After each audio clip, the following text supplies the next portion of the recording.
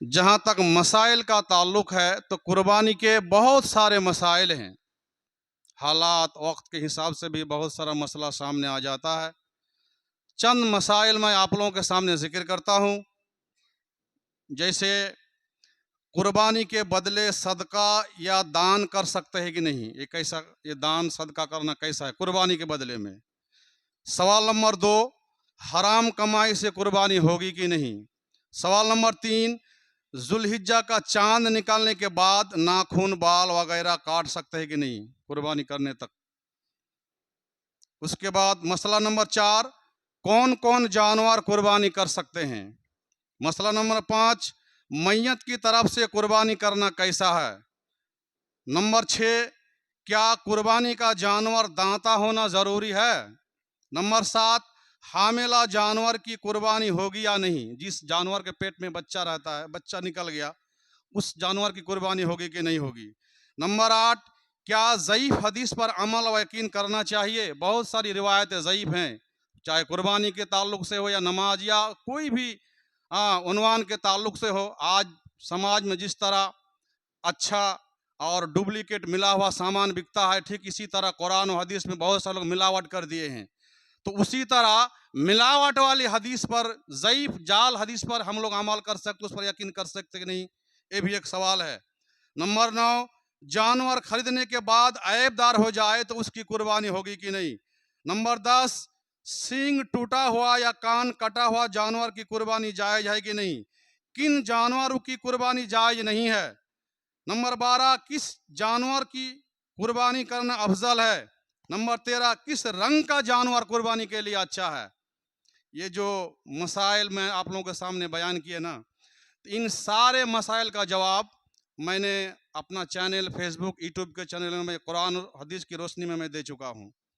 जिनके पास Android mobile है, net वाला मोबाइल है, आप उसको फ्री टाइम में, खाली टाइम में आप लोग उसको सुन सकते हैं, देख सकते हैं। अभी उसका जवाब देने लगूँ तो कई के जुमा इसी में ख़त्म हो जाएगा, बाकी दीगर मसाइल रह जाएगा। मैं जब कुछ मेहनत करता हूँ आप लोगों के लिए, मैं चाहता हूं कि मुझे कुरान व सुन्नत में जो भी मुझे जानकारी है मैं आप तक पहुंचाऊं, चाहे जिसके ज़रिए से हो।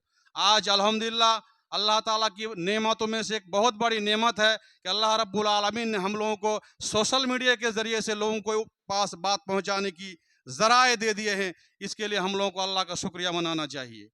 तो बहरहाल मुझे उम्मीद है कि अक्सर घरों में आज एंड्रॉयड मोबाइल है, आप उससे बहुत सारी इस्लामी मालूमात की जानकारी ले सकते हैं। तो ये जो मैंने मसाइल बयान किए, इसका ऑलरेडी मैं जवाब दे चुका हूँ, आप लोग अपने अपने मोबाइल में देख सकते हैं।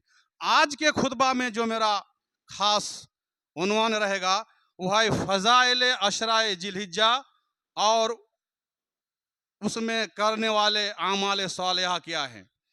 इसी में तो कई एक जुमा लगेगा, फिर भी जो अहम अहम पॉइंट्स की बातें हैं वो मैं आप लोगों के सामने रखने की कोशिश करूंगा। अल्लाह रब्बुल आलमीन से दुआ है कि हम सबको सही सही बातें कहने सुनने की तौफीक अता फरमाए। अल्लाहुम्मा आमीन। अशराए ज़िलहिज्जा, वैसे लोगों के अंदर 3 अशरा बहुत मशहूर है। 3 अशरा, अशरा के माना 10, अरबी लफ्ज़ है, अशरा के माना 10। ऐसे अशराए जिलहिज्जा, ये जो जिलहिज्जा का महीना है ना, शुरू के 10 दिन, इसकी बहुत सारी फजीलतें हैं, इसलिए लोग इसको बोलते हैं अशराए जिलहिज्जा। और एक होता है अशराए मुहर्रमुल हराम। मुहर्रमुल हराम के शुरू के 10 दिनों की उतनी फजीलत नहीं है, बल्कि आशुराए मुहर्रम की फजीलत है, मुहर्रम की 10 तारीख की फजीलत है। तो वो तो मुहर्रम के महीना में इंशाल्लाह बयान करेंगे। और एक होता है क्या, अशराए रमज़ान, रमज़ान महीने के जो आखिरी 10 दिन और 10 रातें हैं, उसकी बहुत सारी फजीलतें हैं जो आप लोग रमज़ान के महीने में सुनते रहते हैं। तो बहरहाल आज का जो अशरा है, ये जो अभी फिलहाल जुल्हिज का महीना चल रहा है, 1-2 दिन गुजर गया, हम लोग 10 तारीख को कुर्बानी करेंगे। तो चांद की जुल्हिज्जा महीने की 1 तारीख से लेकर के 10 तारीख तक इसकी क्या फजीलतें हैं और इसमें हम लोग क्या क्या किस तरह अमाल करेंगे ताकि ज़्यादा से ज़्यादा सवाब हम लोगों को मिले। तो आइए, मैंने कुरान और सुन्नत की रोशनी में जब नोट करने लगा एक एक फजीलत को और एक एक अमल को, तो लगभग 50 से ज़्यादा मैं नोट कर चुका हूँ।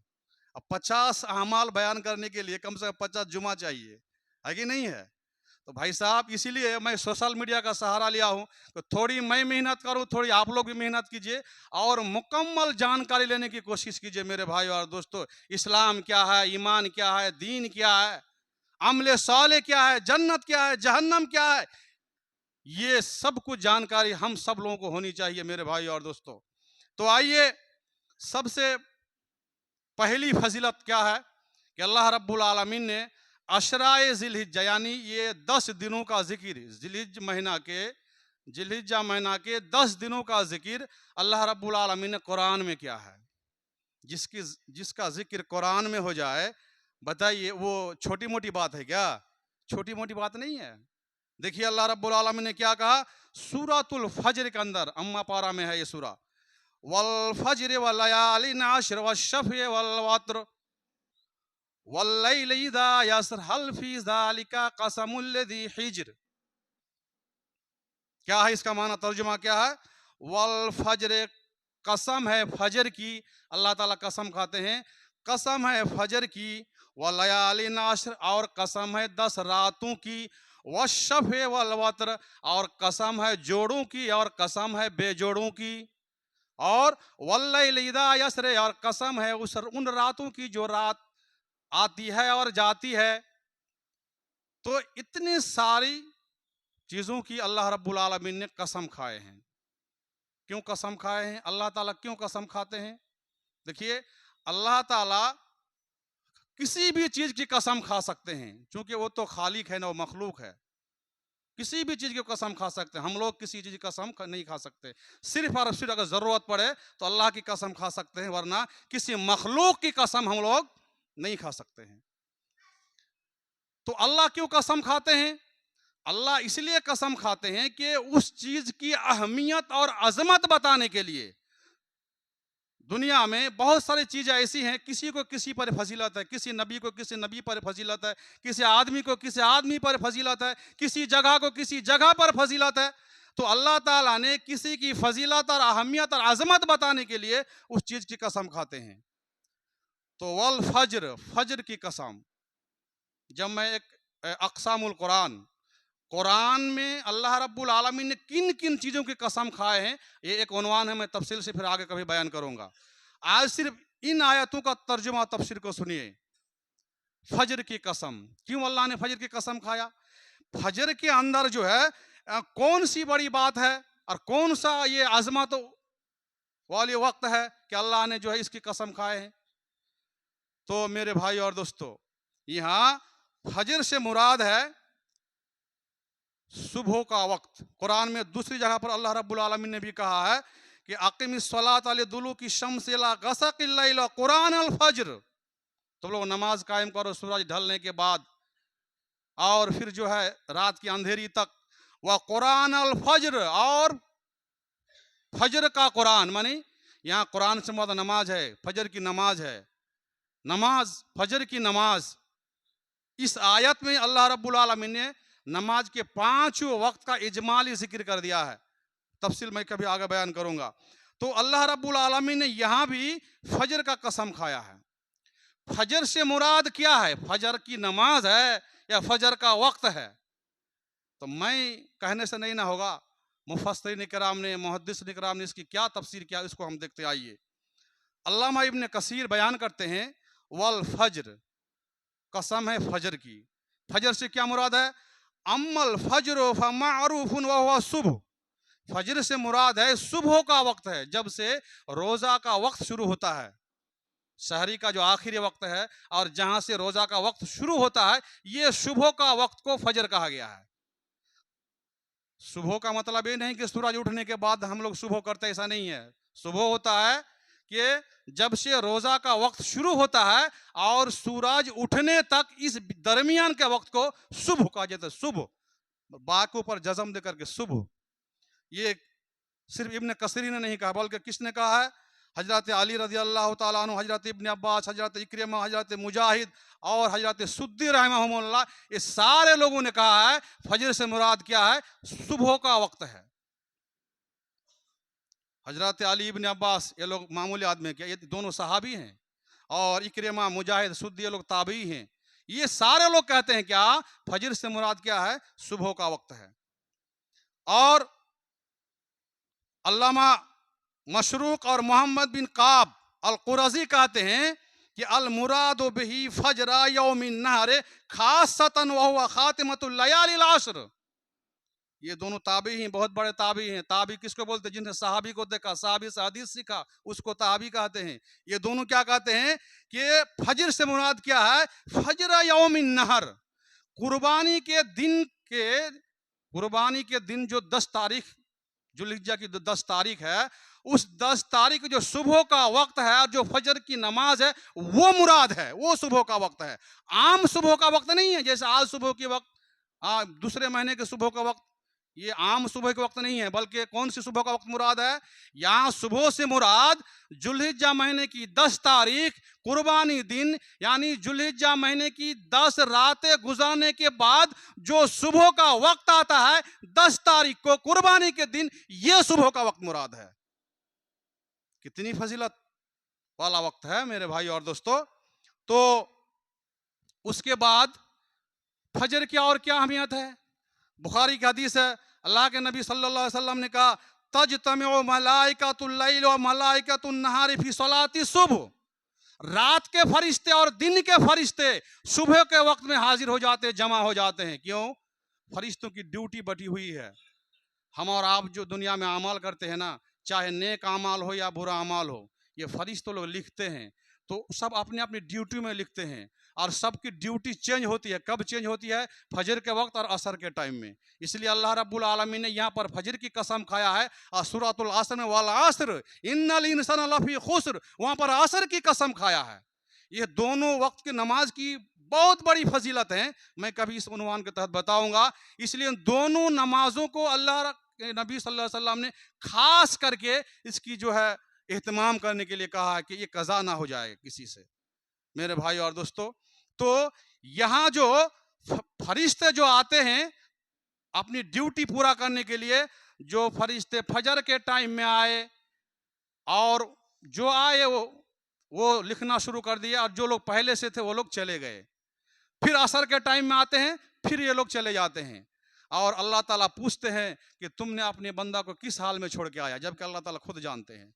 तो कहा कि अल्लाह, फरिश्ते जो है आपके बंदों को मैंने नमाज की हालत में छोड़ के आया। और फिर इन लोगों को जब पूछते हैं कि तुमने बंदों को किस हालत में पाया, कि अल्लाह मैंने अपने बंदों को नमाज के वक्त में पाया। यानी दोनों फरिश्तों के रजिस्टर में हमारा नाम दर्ज हो गया, जो फजर और असर का एहतमाम करते हैं। इसलिए अल्लाह रब्बुल आलमीन ने फजर की कसम खाए हैं। और भी बहुत सारी फजीलतें हैं, इंशाल्लाह फिर बाद में बयान करूंगा। तो यहाँ अल्लाह रब्बुल आलमीन ने फजर की कसम खाया, और किसकी कसम खाया, वल्लयाली नाशिर, और 10 रातों की कसम। 10 रात से मुराद क्या है, अक्सर मुफस्सिरीन के नजदीक 10 रात से मुराद जुल्हिज्जा महीने के 10 दिन है। क्या है, 10 दिन है। आप कहेंगे मौलाना साहब, कुरान में रात का लफ्ज इस्तेमाल हुआ है और आप दिन की बात कर रहे हैं, क्या बात है। देखिए, अरबी में एक कायदा है कि जब किसी लफ्ज का जमा इस्तेमाल किया जाए, जैसे लैलुन के माना रात, लैलतुल कद्र बोलते हैं ना, कद्र की रात, तो वहां पर तो वाहिद से का इस्तेमाल हुआ है। लेकिन लैल का जमा है लयाल, बहुत सारी रातें। तो जब रात का जमा इस्तेमाल होगा तो वहां सिर्फ रात मुराद नहीं है, बल्कि रात दिन दोनों मुराद हैं। रात दिन दोनों मुराद हैं। भाई साहब, आप मिसाल से समझिए ना, जैसे आप यहां से पटना गए, आप हमको आके क्या बोल रहे हैं, मौलाना मैं पटना में 10 दिन रहा। कितना दिन रहे, 10 दिन रहे। तो 10 दिन रहने का मतलब क्या हुआ कि दिन में रहे, रात में घर चले आए थे, ऐसा तो नहीं ना है। आप गोया के रात में भी रहे, दिन में भी रहे, लेकिन कोई एक नाम जिक्र करता, 10 रात रहे मौलवी साहब, 10 दिन रहे, जो भी एक नाम जिक्र हो गया, लेकिन रहा 24 घंटा। होता है कि नहीं होता है। तो ठीक अरबी में भी ऐसा ही है। हाँ, और आप देखेंगे, इसकी दलील के तौर पर मैं एक हदीस और बयान कर देता हूं। देखिए, कुरान की सबसे नुज़ूल के एतबार सबसे आखिरी आयत है ये। जिस तरह सबसे पहली आयत नुज़ूल के एतबार से इक़रा बिस्मि रब्बिकल्लज़ी खलक़, उस तरह कुरान की सबसे आखिरी आयत जो है सूरह बकरा की आयत नंबर 281, वो आयत क्या है, वत्तकू यौमन तुरजाऊन फीहि इलल्लाहि सुम्मा तुवफ़्फ़ा कुल्लु नफ्सिम मा कसबत व हुम ला युज़लमून। तर्जुमा तफसीर में कभी बयान करूंगा। इस आयत नाजिल होने के बाद अल्लामा इब्न कसीर लिखते हैं कि आसन नबी सल्लल्लाहु अलैहि वसल्लम बादा नुज़ूल हाज़िल आयत 9 लयाल, इस आयत के नाजिल होने के बाद अल्लाह के नबी सल्लल्लाहु अलैहि वसल्लम 9 दिन जिंदा रहे। उसके बाद फिर सोमवार के दिन इंतकाल कर गए, 10वां दिन इंतकाल कर गए। 9 दिन जिंदा रहे। तो यहाँ पर क्या कहा? 9 लयाल, 9 रातें। तो रात का मतलब क्या हुआ? अल्लाह के नबी सल्लल्लाहु अलैहि वसल्लम रात में जिंदा थे और दिन में मर गए थे क्या? ऐसा नहीं है।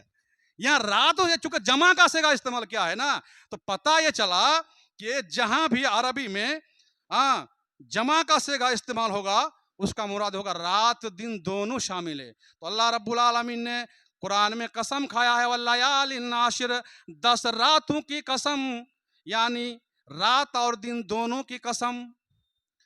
अब अल्लामा इब्न तैमिया रहमतुल्लाह को किसी ने सवाल किया कि जुल्हिज्जा महीने के शुरू के 10 दिन ज्यादा अफजल हैं या रमजान के आखिरी 10 दिन ज्यादा अफजल हैं? तो उन्होंने जवाब ये दिया है, जवाब सुन लीजिए, जवाब ये दिया है कि फअजाबा कि अय्यामुल अश्र जिल्हिज्जा अफजल मिन अय्यामिल अश्र मिन रमजान। दिन के एतबार से जिल्हिज्जा महीने के शुरू के 10 दिन रमजान के महीने से रमजान के आखिरी 10 दिनों से भी अफजल है। और फिर आगे कहा वल्लयालिल अश्रिल अवाखिर मिन रमजान, और रमजान के आखिरी 10 रातें अफजल मिन लयाली अश्र जिल्हिज्जा, जिल्हिज्जा के शुरू के 10 रातों से अफजल है। अल्लामा इब्नुल क़य्यिम रहमतुल्लाह ने भी इसी तरह जवाब दिए हैं। बहरहाल तो सबकी अलग अलग फजीलत है मेरे भाइयों और दोस्तों। तो यहाँ पर जो है ये जो शुरू के 10 दिन ये तमाम साल के तमाम दिनों से अफजल दिन है। इससे अफजल दिन आमाल के एतबार से और कोई नहीं है। तो बहरहाल इब्न कसीर रहमतुल्लाह फरमाते हैं कि 10 रातों से मुराद क्या जुल्हिज्जा महीने के 10 दिन मुराद हैं। और ये बात इब्न अब्बास, अब्दुल्लाह बिन ज़ुबैर, मुजाहिद और सलफ और खलफ के बहुत सारे मुहद्दिसीन अइम्मा इकराम ने यही बात कही है कि यहाँ 10 रातों से मुराद जो है जुल्हिज्जा महीने के 10 दिन मुराद हैं। उसके बाद फिर आगे देखिए वश्शफ़ी वल वत्र, जोड़ों की कसम। शफा के माना होता है क्या? इवन, अंग्रेजी में इसको इवन बोला है तो जोड़, जोड़ा, जोड़ा।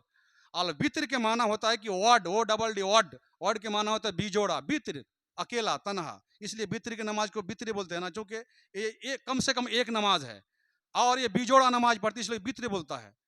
तो जोड़ों की कसम और बिजोड़ की कसम। जोड़ किसको कहते हैं? जोड़ से मुराद क्या है? देखिए जैसे काउंटिंग में अगर आप जाएंगे ना तो 2, 4, 6, 8, 10, 12, 14, 16, 18, 20 ये सब क्या है? ये जोड़ है। और जब बिजोड़ में जाएंगे तो क्या होगा? 1, 3, 7, 5, इस तरह जितना बिजोड़ काउंटिंग है ये है। तो मुजाहिद ये ताबी हैं, बहुत बड़े इमाम हैं, ये बयान कर, मुजाहिद मामूली आदमी नहीं है। इमाम बुखारी रहमतुल्लाह अक्सर हदीसों की तफसीर मुजाहिद का हवाला देकर के बयान करते थे। चूंकि मुजाहिद एक ऐसा ताबी है जिन्होंने हजरत अब्दुल्ला बिन अब्बास से हदीस सीखे हैं। 4 बार, कम से कम 4 बार मुलाकात किए हैं, हदीस सीखे इब्न अब्बास से। इतने बड़े ताबी हैं। ये बयान करते हैं ताबी, क्या कहते हैं कि कुल्लो खल्क़िल्लाहि शफ़, हर मखलूक भी जोड़ा अल्लाह ने पैदा किया है। दुनिया के अंदर जितनी भी मखलूकात हैं सबको अल्लाह ने बिजोड़ा पैदा किया है। जैसे वह समाए वाला अर्ज, आसमान व जमीन, वह शम्स वल कमर, चांद और सूरज, रात और दिन, मर्द और औरत, जिन और इंसान, यानी कि हर चीज को, हर मखलूक को अल्लाह ने जोड़ा जोड़ा पैदा किया है। और वल्लाहुल वत्र वहदा, सिर्फ वत्र से मुराद यहाँ बित्र है। वत्र को वत्र भी पढ़ सकते हैं, बित्र भी पढ़ सकते हैं। बाज कुरान को यहाँ पर वशफ वल बित्र भी पढ़ा है, दोनों का माना एक ही है। बहरहाल तो क्या कहा? सिर्फ अल्लाह की जात एक है जो बिजोड़ है, उसके बराबर कोई नहीं, उसका हम सफर कोई नहीं, ना उसका बेटा है ना उसकी बेटी, माँ बाप कोई नहीं है। यहाँ तक कि लैसा का मिस्ले है, उसके बराबर भी कुछ चीज नहीं है। तो अल्लाह ही एक है। और इन्ना अल्लाह बितरुन युहिब्बुल बितर, अल्लाह ताला जिस तरह एक है, बिजोड़ है, वो बिजोड़ को भी पसंद भी करते हैं। बहुत सारा काम बिजोड़, खजूर खाइए सुन्नत है, हाँ, बितर की नमाज बिजोड़ पढ़िए सुन्नत है। तो इस तरह बहुत सारे अमाल ऐसे हैं जो बिजोड़ है वो अल्लाह उसको ज्यादा पसंद है। तो अल्लाह रब्बुल आलमीन ने जोड़ों का भी कसम खाए हैं या बिजोड़ों का भी कसम खाए, यानी दुनिया की तमाम मखलूकात की भी कसम खाए हैं, यहाँ तक कि खुद की भी कसम खाए हैं। क्यों कसम खाए हैं? इतने सारी चीजों की कसम खाए हैं। और अल्लामा इब्न कसीर एक बात और लिखते हैं कि वशफ़े वल वत्र, वशफ़ वल वत्र से मुराद क्या है कि वल वत्रो यौम अरफत लिकौनिही तासे, यहाँ बिजोड़ से मुराद कि जिलहिज महीने की 9 तारीख है जिस दिन अरफा है, अरफा का दिन मुराद है। वअन्न शफ़ा यौमुन नहर लिकौनिहिल आश्र, और शफा से मुराद क्या है, जुल्हिज्जा महीने की 10 तारीख है, कुर्बानी का दिन है, चूंकि वो जोड़वा दिन है। ये रवायत हजरत अब्दुल्लाह बिन अब्बास, इक्रिमा, ज़हाक और बहुत सारे लोगों ने बात कही है। कहने का मेरा मकसद ये हुआ कि इन आयतों की और भी डिटेल्स तफसीर करेंगे तो इसी में कई जुमा और लगेगा। कुरान में अल्लाह अकबर इतनी बातें लिखी हुई हैं, अगर आप मान और गौर करके उस पर पढ़ेंगे ना तो यकीनन आपका दिल बहल जाएगा। मेरे भाई और दोस्तों, हम लोग कुरान पर गौर फिक्र करते ही नहीं है। तो इन सारी चीजों का कसम खाए हैं अल्लाह रब्बुल आलमीन ने, और कसम खाने के बाद कहा कि ये मामूली दिन नहीं है, इस दिन की बहुत सारी फजीलतें हैं। आइए इस दिन की एक फजीलत और बयान करते हैं। वो क्या है कि इस महीने में, जुल्हिज के महीने में, अल्लाह रब्बुल आलमीन ने दीन इस्लाम को मुकम्मल किया है, कंप्लीट किया है। कंप्लीट किया है क्या? सूरह मायदा की आयत नंबर 3 जो मैंने खुतबा मसनूआ के बाद जो मैंने तिलावत की, वो क्या है? अल-यौमा अकमलतु लकुम दीनकुम व अतममतु अलैकुम निअमती व रज़ीतु लकुमुल इस्लाम दीना। अल-यौमा अकमलतु लकुम दीनकुम, आज मैंने तुम्हारे लिए तुम्हारे दीन को कंप्लीट कर दिया, मुकम्मल कर दिया। वातममतु अलैकुम नेमती, और मेरी बेशुमार नेमतें हैं, जितनी भी नेमतें हैं, तमाम नेमतों को तुम लोगों पर पूरी कर दी, मुकम्मल कर दी। वरज़ीतु लकुमुल इस्लाम दीना, और तुम्हारे लिए तुम्हारे दीन को यानी इस्लाम को दीन के हिसाब से मैंने राजी हो गया। वरज़ीतु लकुमुल इस्लाम दीना, और तुम्हारे लिए इस्लाम के दीन होने पर मैं रजामंद हो गया, मैं राजी हो गया। यहाँ पर 3 बातें हैं, और तीनों जुमला का तशरीह करने के लिए मुझे कम से कम 3 जुमा चाहिए। क्या कहा? दीन मुकम्मल कर दिया, नेमत मुकम्मल कर दी, और अल्लाह ने हम पर खुश हो गए इस्लाम को लेकर के, कि इस्लाम दे करके मैं तुम्हारे ऊपर खुश हो गया। हजरत उमर रजी अल्लाह ताला अन्हु को एक यहूदी आलिम गए, उनके पास, बुखारी की हदीस है, अन्ना रजुलन मिनल यहूद में से एक आदमी हजरत उमर रज़ी अल्लाह तआला अन्हु के पास गया और कहा कि या अमीर अल मोमिनीन आयतुन फी किताबिकुम तक़राऊनहा, तुम्हारी कुरान में, तुम्हारी किताब में एक आयत ऐसी है जो तुम लोग पढ़ते हो, इस तरह की आयत अगर हमारे ऊपर नाजिल होती, हमारे तौरात में होती, हमारे इंजील में होती, तो हम लोग क्या करते? कि माशर नज़लत लत्तखज़ना ज़ालिकल यौम ईदन, तो उस दिन हम लोग जो है उस दिन को ईद मना लेते, ईद का दिन बना लेते। जिस दिन ये आयत नाजिल हुई तुम लोगों के ऊपर, तुम्हारे नबी मोहम्मद सल्लल्लाहु अलैहि वसल्लम के ऊपर, इस तरह की आयत, खुशखबरी वाली देने वाली आयत हमारे ऊपर अगर नाजिल होती तो उस दिन को हम लोग ईद का दिन बना लेते। हजरत उमर कहते हैं कि आयु आयत, वो कौन सी आयत है बताइए? तो कहा कि अल-यौमा अकमलतु लकुम दीनकुम व अतममतु अलैकुम निअमती व रज़ीतु लकुमुल इस्लाम दीना। अच्छा, ये आयत हजरत उमर कहते हैं कि क़द अरफ़ना ज़ालिकल यौमा वल मकान अल्लज़ी नज़लत फ़ीही अलन नबी सल्लल्लाहु अलैहि वसल्लम। अरे तुम तो ईद की बात करते हो, ये आयत कहाँ उतरी, कब उतरी, हमारे नबी सल्लल्लाहु अलैहि वसल्लम किस दिन यह उतरी, ये सब मुझे मालूम है।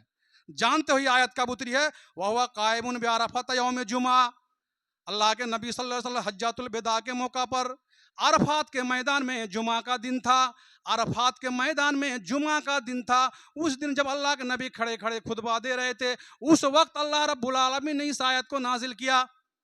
तुम तो ईद बनाना चाहते हो, और ऑलरेडी अल्लाह रब्बुल आलमीन ईद के दिन ही इस आयत को नाजिल किया है। जुम्मा का दिन हफ्ते वाली ईद है, और जो अरफात के मैदान में दुनिया के सारे हुज्जाज किराम जमा होते हैं लाखों की तादाद में, वो तो पूरी दुनिया के लिए ईद ही ईद है। तो बताओ, वो तो मुझे पता है वो हम लोगों के लिए ईद है ऑलरेडी। अब बताइए कितनी फजीलत वाली ये आयत है।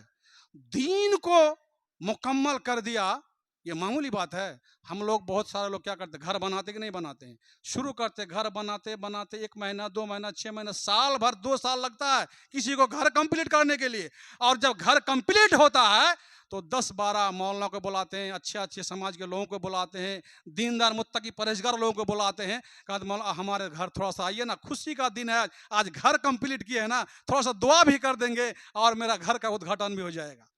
ये करना कैसा है, ये अलग बात है, भाई बाद में बताऊंगा। लेकिन हम लोग ऐसा करते कि नहीं करते? खुशी का दिन है भाई साहब, हम लोग साल में 2 दिन झंडा फहराते हैं।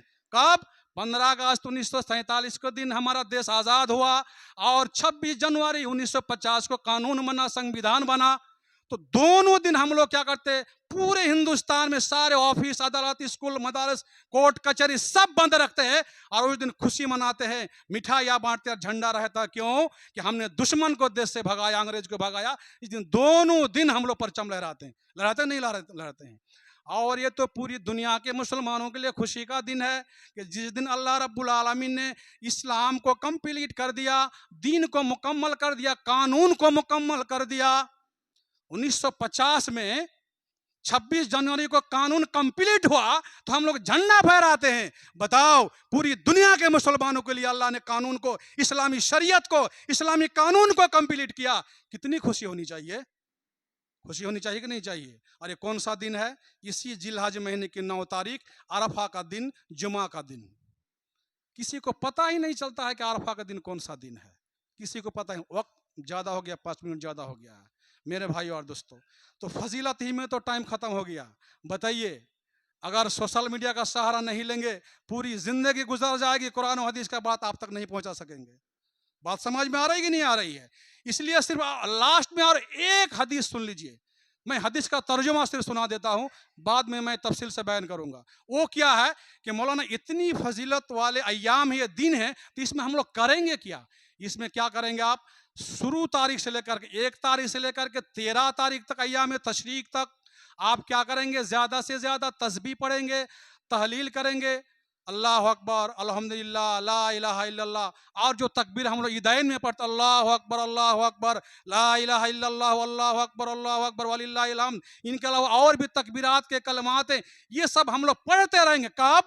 खास करके इस महीने में, शुरू से लेकर 13वीं तारीख तक।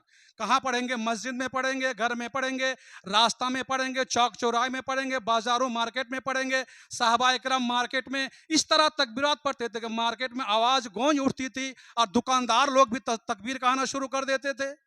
हम लोग को पता ही नहीं है कि खाली कुर्बानी खरीदने में लगे हैं। कौन सा बकरा अच्छा है, किसका बकरा बड़ा है, किसके खस्सी बड़ा है, किसका दांता है, नहीं, इसी में हम लोग लगे हुए हैं। कभी पढ़े हैं तकबीर? ये तो कई दिन गुजर गया, पढ़े हैं तकबीर? नहीं पढ़े हैं। मेरे भाई और दोस्तों, कोशिश कीजिए इन 10 दिनों में ज़्यादा से ज़्यादा तस्बीह अज़कार पढ़िए, ज़्यादा से ज़्यादा नफली इबादत कीजिए, और ज़्यादा से ज़्यादा आप रोज़ा रखिए। अल्लाह के नबी सल्लल्लाहु अलैहि वसल्लम जिलहिज के महीने के 9 रोज़ा, यानी 1 से लेकर 9 तारीख तक, मुहर्रम की 10 तारीख की रोज़ा, हर महीने में 3 रोज़ा, हर महीने के शुरू हफ्ता के सोमवार और जुमेरात का रोज़ा कभी नहीं छोड़ते थे। और ख़ास करके 9 तारीख की रोज़ा जो अरफा का रोज़ा है, इसके बारे में अल्लाह के नबी सल्लल्लाहु अलैहि वसल्लम ने फरमाया कि अरफा का एक रोजा, अरफा के दिन के रोजा पिछले 1 साल और आइंदा 1 साल के कफारा बन जाते, गुनाहों का कफारा बन जाते। मतलब 2 साल के गुनाह माफ हो जाते हैं। अगर किसी का गुनाह नहीं है तो उसका दर्जा बुलंद होगा, 2 सालों के गुनाह के बराबर उसकी नेकियां दी जाएगी। एक ही तो रोजा रखना है ना, कब? अरफा का रोजा। बस सुबह से शाम तक हमें भूखे प्यासा रहना है। एक रोजा आप रखेंगे तो आपको 2 सालों के गुनाह आपके माफ कर दिए जाएंगे। मेरे भाई और दोस्तों, मुस्लिम शरीफ की हदीस है। तो वो रोज़ा दिन कौन सा है? वो है अरफा का दिन, जिस दिन हाजी लोग अरफात के मैदान, सूमु यौम अरफा, हदीस में है अरफा के दिन रोज़ा रखो। अब कहेंगे मौलाना साहब अरफा का दिन कौन सा पड़ेगा? तो इस दिन की तयन के लिए सिर्फ हिंदुस्तान में नहीं, पूरी दुनिया के उलमा के अंदर इख्तिलाफ है। ईद का भी इख्तिलाफ है, तो इसी तरह अरफा का रोज़ा का भी इख्तिलाफ है। मुझे अल्लाह ने जितना इल्म दिया, मैंने जहां तक तहकीक किए, वो अरफा का दिन इस बार जो है जुमेरात को पड़ेगा। अरफा का दिन जुमेरात को पड़ेगा, जुमेरात के दिन अरफा का रोजा रखना है। फिर भी मैं आखिर में एक आप लोगों को बता देना चाहता हूं, अगर मेरी बात पर, मेरी तहकीकात पर किसी को भरोसा यकीन नहीं है, दुनिया में हजारों नहीं लाखों उलमा किराम में जो आलिम दिन आपको पसंद है, जिसकी तहकीकात आपके लिए मोतबर है, आप उसके कहने के मुताबिक, उसकी तहकीक के मुताबिक अमल कीजिए। लेकिन किसी पर जोर जबरदस्ती नहीं, किसी पर तान व तस्नी नहीं। सबको अपना अपना हिसाब, अपना अपना अमाल का हिसाब अल्लाह के यहाँ देना पड़ेगा। जो सही अमल होगा वही अमल अल्लाह ताला कबूल करेंगे, बाकी को रिजेक्ट कर देंगे। मेरे भाई और दोस्तों, जिसको जो अच्छा लगे उस पर अमल कीजिए। अल्लाह रब्बुल आलमीन से दुआ है कि इलाहुल आलमीन हम तमाम लोगों को सिरात मुस्तकीम पर चलने की तौफीक अता फरमा। इलाहुल आलमीन हम तमाम लोगों को खास करके ये जो अशरा जिलहिज्जा है, इसके जितने मकासिद हैं, जितने फ़ज़ाइल या मसाइल है, कमा हक़्क़ हो उस पर अमल करने की तौफीक अता फरमा। आमीन। व आखिरु दावाना अनिल्लाहि रब्बिल आलमीन व मा अलैना इल्लल बलाग व अलैकुमुल हिसाब।